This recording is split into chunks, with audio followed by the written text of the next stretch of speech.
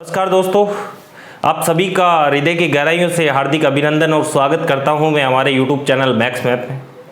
दोस्तों, अपनी बात चल रही थी लोक देवताओं की, और लोक देवता में अपन ने जो है रामदेव जी को पढ़ लिया था, गोगा जी और बाबू जी और तेजा जी का जो है अध्ययन कर चुके थे। यदि आपने वो वीडियो नहीं देखा है, उनका अध्ययन नहीं किया है, तो लिंक जो है वो मैंने डिस्क्रिप्शन में दे रखा है, वहां जाके आप उनका अध्ययन कर सकते हो।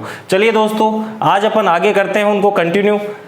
जो है अपने 5 पीर मैंने आपको बताए थे, उन 5 पीरों में अपन ने 3 का अध्ययन कर लिया था, और जो 2 पीर अपने रह गए थे उनका अध्ययन आज अपन कर लेते हैं। दोस्तों, आपको एक बात बता दूं, लगभग एग्जाम में यही रहता है कि 80%, भाई 70 से 80% चांस यही रहता है कि क्वेश्चन जो उठ के आता है ना, वो आता है या तो रामदेव जी से या फिर तेजा जी से, जो अपन ने बहुत ही अच्छे तरीके से यहाँ उनका अध्ययन कर लिया है। ठीक है, उसके बाद में भी वैसे मैं आपको यहाँ एक लोक देवता बहुत ही आसान तरीके से यहाँ पे आपको अध्ययन करवाने वाला हूँ।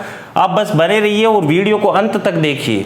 ठीक है दोस्तों, चलिए आज अपन बात करते हैं हड़बू जी के बारे में। भाई अपना एक पीर अपन ने पढ़ा था हड़बू जी के बारे में भी, कि हड़बू जी भी जो है वो 5 पीरों में शामिल है। भाई 5 पीरों में हड़बू जी भी शामिल है। अब दोस्तों अपन बात करते हैं हड़बू जी के बारे में। हड़बू जी जो है, भाई सबसे पहले तो आप एक चीज ध्यान रखिए, हड़बू जी जो है वो रामदेव जी के मौसेरे भाई थे। भाई मौसेरे भाई अर्थात रामदेव जी की जो मौसी थी ना, उनका लड़का था कौन? हड़बू जी। भाई हड़बू जी रामदेव जी के मौसेरे भाई थे, और जिस दिन रामदेव जी ने समाधि ली थी, भाई रामदेव जी ने समाधि कब ली थी? 1458 में। अपन ने जब रामदेव जी पढ़ा था तो बताया था मैंने आपको कि 1458 में रामदेव जी ने समाधि ली थी। तो रामदेव जी ने जिस दिन समाधि ली उससे ठीक 8 दिन बाद में समाधि किन्होंने ली थी? हड़बू जी ने ली थी। चलिए बात करते हैं अपन इनके बारे में। भाई हड़बू जी के सबसे पहले बात करते हैं कि इनका जन्म कहाँ हुआ था। तो दोस्तों, इनका जन्म जो हुआ था ना, वो हुआ था नागौर का एक गांव पड़ता है, उस गांव का नाम है भुड्डोल। भाई भुड्डोल गांव नागौर में। भाई भुड्डोल गांव नागौर में जो है, भुड्डोल गांव नागौर में हड़बू जी का जन्म हुआ था। दोस्तों, इनके पिता की बात करूं, भाई इनके पिता का जो नाम था दोस्तों, वो था मेहाजी सांखला। क्या था? मेहाजी सांखला।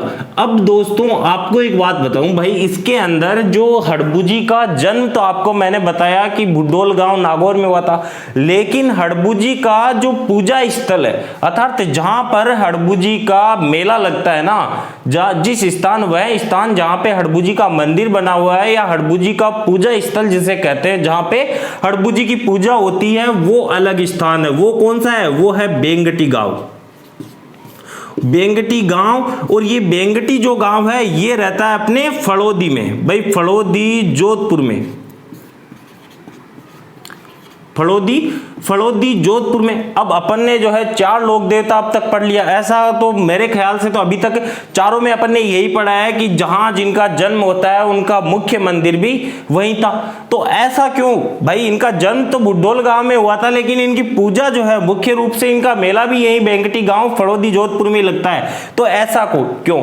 ऐसा इसलिए क्योंकि जो हड़बू जी है ना, ये राव जोधा के समकालीन थे। किनके? राव जोधा के। भाई राव जोधा के समकालीन आकुणे हड़बू जी टेम जोधपुर के। भाई उस समय की बात है जब जोधपुर के राजा कौन हुआ करते थे? राव जोधा। भाई जोधपुर का राजा जी टेम राव जोधा होता है, उस समय भी टाइम पर हड़बू जी कहा वे आपका समय का लोक देवता, अर्थात लोक देवता के रूप में पूजे गए थे। अब दोस्तों जो राव जोधा हुए थे, भाई राव जोधा ने हड़बू जी को ये जो बेंगटी गांव है ना, ये किस में दिया था? उपहार में दिया था। इसीलिए हड़बू जी ने भुड्डोल गांव को छोड़कर कहां निवास करने लग गए थे? यहां बेंगटी गांव फड़ौदी जोधपुर में निवास करने लग गए थे। और इसी वजह से इनकी जो पूजा होती है या इनका जो मेला लगता है ना, वो मुख्य रूप से बेंगटी गांव जोधपुर में लगता है। अब आप पूछोगे सर, राव जोधा ने जो है इनको उपहार में दिया क्यों था? भाई उपहार में देने का कोई ना कोई कारण तो रहा होगा। भाई कोई ना कोई कारण तो रहा होगा जो राव जोधा ने बेंगटी जैसी विरासत जो है हड़बू को उपहार स्वरूप दे दी। ऐसा क्यों? ऐसा इसलिए हुआ था क्योंकि उस समय राव जोधा जो थे, राव जोधा ने हड़बू की सहायता से क्या जीता था? मंडोर पर विजय प्राप्त की थी। मंडोर पर, भाई उस समय राव जोधा ने मंडोर पर विजय प्राप्त की थी। और इनके समकालीन जो मेवाड़ के राजा थे ना, भाई मेवाड़ के राजा थे अपने राणा कुंभा। वैसे अपन जो इतिहास पढ़ेंगे उसमें जो है इसके बारे में थोड़ा और डिटेल से पढ़ेंगे। तो राव जोधा ने मंडोर को जीता था किनकी सहायता से? हड़बू की सहायता से। भाई ऐसी कहावत भी है कि हड़बू ने राव जोधा को कुछ मूंग दिए थे। हड़बू ने राव जोधा को कुछ मूंग दिए थे और कहा था कि ये मूंग खाकर जितनी देर तू जहां जिस क्षेत्र में, जिस अधिकार क्षेत्र में जाके युद्ध करेगा या जहां तू घूम लेगा ना, वो क्षेत्र किसका हो जाएगा? वो राव जोधा का हो जाएगा। इतनी मान्यता थी इनकी। भाई समझ में आई?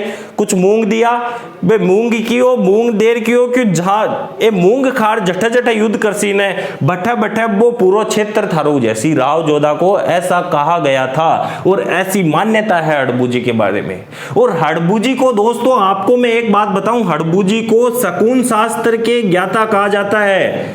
किसके? शकुन शास्त्र के। अब शकुन शास्त्र के विशेषज्ञ कहा जाता है। क्यों कहा जाता है? भाई शकुन शास्त्र होता क्या है? पहले तो ये बात करें।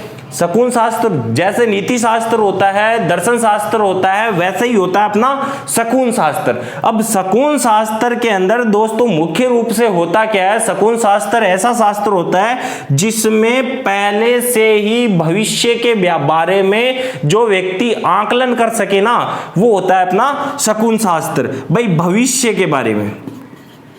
तो हड़बू शकुन शास्त्र का ज्ञाता, अर्थात ये जो है ये भविष्य के पहले ही बता देते थे कि भविष्य में कौन सी घटना घटित होने वाली है। इतनी तगड़ा प्रकोप था इनका।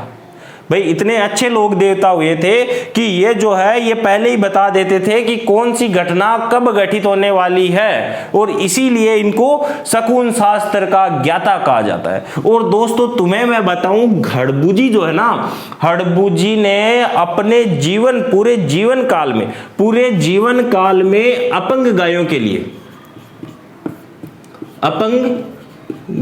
लिए, भाई अपंग गायों के लिए, ऊपर दिख नहीं रहा होगा यहां लिख देता हूं, भाई अपंग गायों के लिए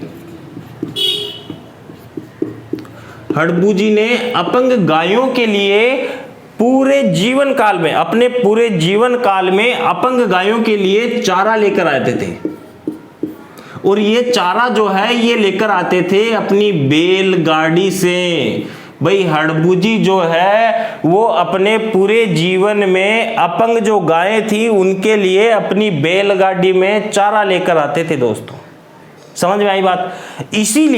इसी कारण जो बेंगटी जोधपुर है ना, इस बेंगटी फड़ौदी जोधपुर में मुख्य रूप से यदि किसी चीज की पूजा होती है ना, तो वो होती है अपने हड़बू की बैलगाड़ी की। हड़बू की कोई मूर्ति नहीं बनी हुई है। हड़बू की पूजा जो है वो बैलगाड़ी के रूप में की जाती है। भाई बैलगाड़ी के अंदर क्या लाते थे? बैलगाड़ी के लिए अपंग गाय, जो गायें अपंग थी, चलने में असमर्थ थी, उनके लिए क्या लेकर आते थे? उनके लिए चारा लेकर आते थे। और इसी वजह से आज भी हड़बू की पूजा जो है वो बेंगटी गांव में बैलगाड़ी के रूप में की जाती है। बैलगाड़ी के रूप में ही की जाती है हड़बू की पूजा। अब दोस्तों तुम्हें पता है हड़बू जो है, हड़बू का मेला लगता है। भाई हड़बू का मेला कब लगता है? हड़बू का मेला लगता है अपने जब तेजा जी का मेला लगता है ना, तेजा दशमी जब आती है ना, उसी समय हड़बू का मेला लगता है। और हड़बू का मेला जो लगता है वो लगता है भाद्रपद शुक्ल दशमी को। भाई भाद्रपद शुक्ल दशमी को बेंगटी गांव जोधपुर में हड़बूजी का मेला लगता है। और इसी दिन आपको मैंने जब तेजाजी पढ़ाया था तो उसी समय बताया था तेजा दशमी कब आती है। तेजा दशमी भी भाद्रपद शुक्ल दशमी को ही तेजा दशमी आती है। अब दोस्तों आपको मैं बताऊं, हड़बूजी के जो मंदिर में पुजारी होते हैं ना इनके, वो होते हैं सांखला जाति के राजपूत। किसके? सांखला जाति के राजपूत।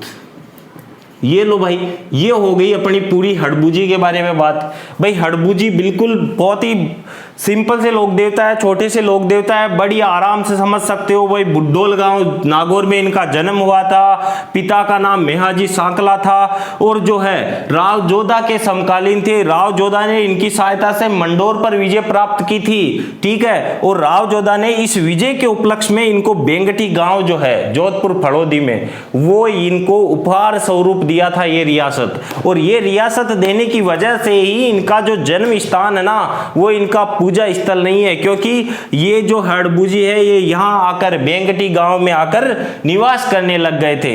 इसी वजह से इनका जो मेला लगता है, इनकी पूजा होती है, वो मुख्य रूप से कहां होती है? फड़ौदी जोधपुर में एक गांव पड़ता है दोस्तों छोटा सा। वो कौन सा है? वो है बेंगटी गांव।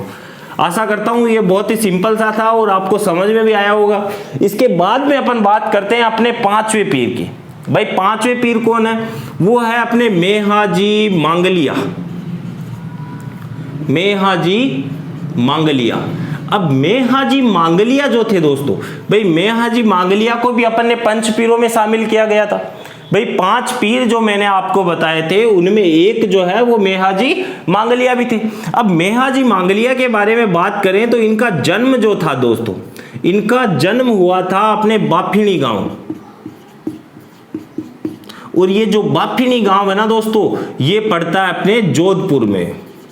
भाई ऐसे मान लो अपने अधिकतर जो लोक देवी देवता है ना, वो या तो नागौर से संबंध रखते हैं या जोधपुर से। अर्थात मारवाड़ क्षेत्र में लगभग दो लोक देवता अपने मारवाड़ क्षेत्र के हुए। तो बाफिनी गांव जोधपुर में इनका जन्म हुआ था। अब इनके पिता का जो नाम था, भाई इनके पिता का जो नाम था वो था गोपाल राज पंवार। गोपाल राज पंवार। अब दोस्तों आपको एक चीज समझ में आनी कि ये जो है इनके पिता का नाम तो है गोपाल राज पंवार, और इन मेहाजी मांगलिया के शब्द के आगे लग रहा है मांगलिया, और इनके पिता के जो नाम के आगे लग रहा है वो लग रहा है पंवार। भाई ऐसा क्यों? भाई ऐसा क्यों? ऐसा इसलिए क्योंकि मेहाजी मांगलिया जो थे ना दोस्तों, वो लगभग अपने ननिहाल में रहे थे। और इन्हीं के ननिहाल की जो गोत्र थी ना, वो मांगलिया थी। और इसी नाम से ये लोगों में प्रसिद्ध हुए। अपने अच्छे कार्यों की बदौलत जो है लोग इनको जानने लगे। किस नाम से? मेहाजी मांगलिया नाम से। इनको मेहाजी पंवार नाम से नहीं जाना जाता है, इनको जाना जाता है मेहाजी मांगलिया नाम से। और क्यों मांगलिया? इसलिए क्योंकि इनके जो ननिहाल पक्ष की गोत्र थी वो थी मांगलिया। वैसे इनके पिता का नाम तो गोपाल राज पंवार था, अर्थात इनके जो पिता पक्ष की ओर से जो गोत्र थी वो तो पंवार थी, लेकिन इनके ननिहाल पक्ष की जो गोत्र थी वो मांगलिया थी। और ये जो है ये मुख्य रूप से इसी नाम से लोगों में प्रसिद्ध हुए थे दोस्तों।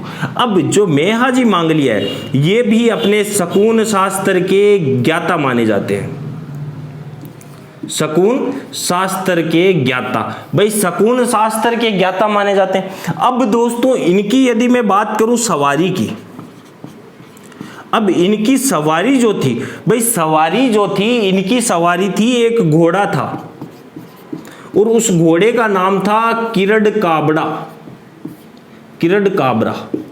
भाई किरड काबरा नाम का एक घोड़ा था जो मुख्य रूप से इनकी सवारी थी। दोस्तों आपको मैंने जो है अभी अपन ने पिछले जो लोक देवता पढ़े थे वो पढ़े थे कौन से?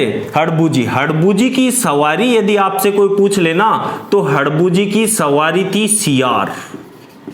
क्या थी? शियार। हड़बूजी की सवारी शियार थी और मेहाजी मांगलिया की जो सवारी थी ना वो थी किरड काबड़ा नाम का एक घोड़ा था इनके पास में। अब दोस्तों आपको मैंने बताया कि भाई जो मेहाजी मांगलिया का जन्म कहाँ हुआ था? जन्म बाफिनी जोधपुर में हुआ था और इनके पिता का नाम क्या था? पिता का नाम था गोपाल राज पंवार, शकुन शास्त्र के ज्ञाता माने जाते और जो है इनकी सवारी किरड काबड़ा। अब दोस्तों मेहाजी मांगलिया में क्या है? मेहाजी मांगलिया के जो मंदिर में पुजारी होते हैं ना, क्या पुजारी है भाई, मेहाजी मांगलिया का मंदिर में जखा पुजारी हुआ है, उन पुजारियों को अपन कहते हैं क्या? भोपे। भाई उनको भोपे कहा जाता है। और इन भोपों के बारे में ऐसी मान्यता है कि वह व्यक्ति या वे भोपे या वे पुजारी जो मेहाजी मांगलिया के मंदिर में पूजा करते हैं ना, उनके कभी भी वंश में वृद्धि नहीं होती है, वंश वृद्धि नहीं होती है दोस्तों। तो ये एग्जाम में क्वेश्चन पूछा जा सकता है कि ऐसे कौन से लोक देवता है जिनके पुजारियों की कभी भी वंश में वृद्धि नहीं होती है? तो ऐसे लोक देवता कौन है? वो है अपने मेहाजी मांगलिया। अब दोस्तों आपको मैं बताऊं, मेहाजी मांगलिया जो है ना वो गायों के देवता है। किनके? गायों के देवता। भाई गायों के देवता है मुख्य रूप से। अब इन्होंने जो रणकदेव भाटी था, भाई रणकदेव भाटी नामक एक शासक हुआ करता था उस समय, रणकदेव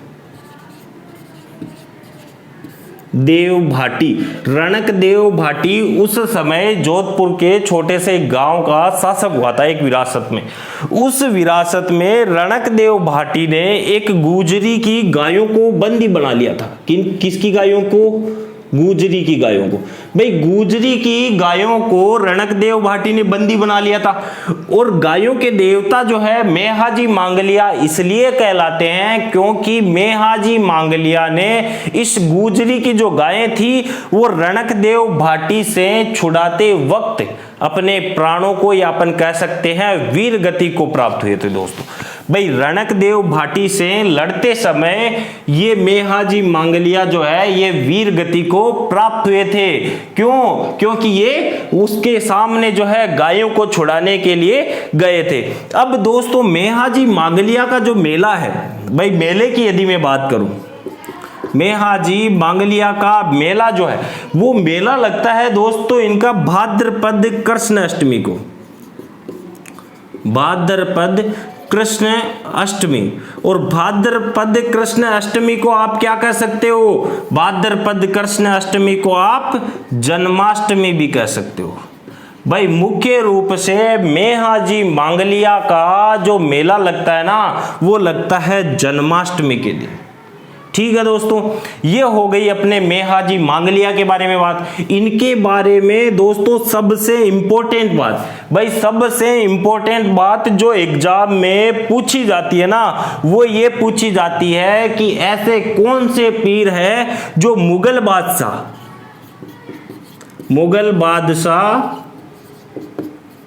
अकबर के समकालीन थे। भाई ऐसे कौन से पीर है जो मुगल बादशाह अकबर के समकालीन है? वो कौन से हैं? वो है मेहाजी मांगलिया।